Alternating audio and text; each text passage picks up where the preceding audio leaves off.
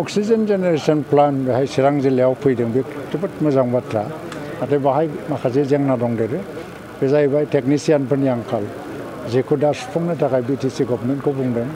आरो आसाम सरकारखौबो बुंदों लोगोसेनो चिराङाव मेइन प्रब्लेम होननानै बुंबा आइसिइउनि प्रब्लेम आइसिइउ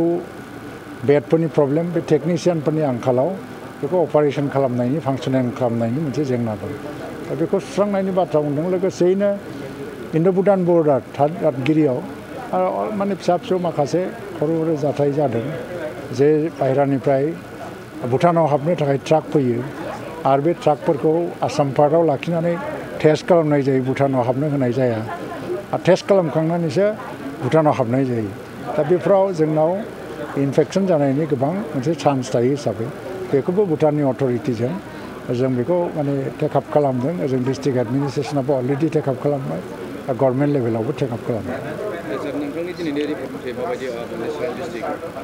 चिरां डिस्ट्रिक्टआव मैयासिमाव 27 जन इनफेक्सन माने पजिटिभ केस मोनदों मैया बिनि आगोलबो बहुत मोनबाय सोरबा रिकभार जानानै थांबाय दासिमाव आंनो रिपर्ट होनाय मथेबा जितु रिकभारि रेट माने 99% होननानै बुंजायो रिकभारि रेटआ आरो हम आइसलेसनाव दं 240 जन बेनि गेजेराव 12 जन हस्पिटालाइज भेक्सिना दासिम 4,248 आरो बिदिनो कभिड केयार सेन्टार 10टासो दङ मोजां जथेस्थ' मोजां प्रिपारेसना खिन्थु जों दा डिस्ट्रिक्ट एडमिनिस्ट्रेसनखौ बुंदों जे फैगौ समाव बेबायदि गाज्रिसिन सिचुवेसन फैयोबा जाहाथे जोङो बेजों मुकाबिला खालामनो हायो दा दासिमाव मोजां जोबोद मोजां पजिशना खुब ल'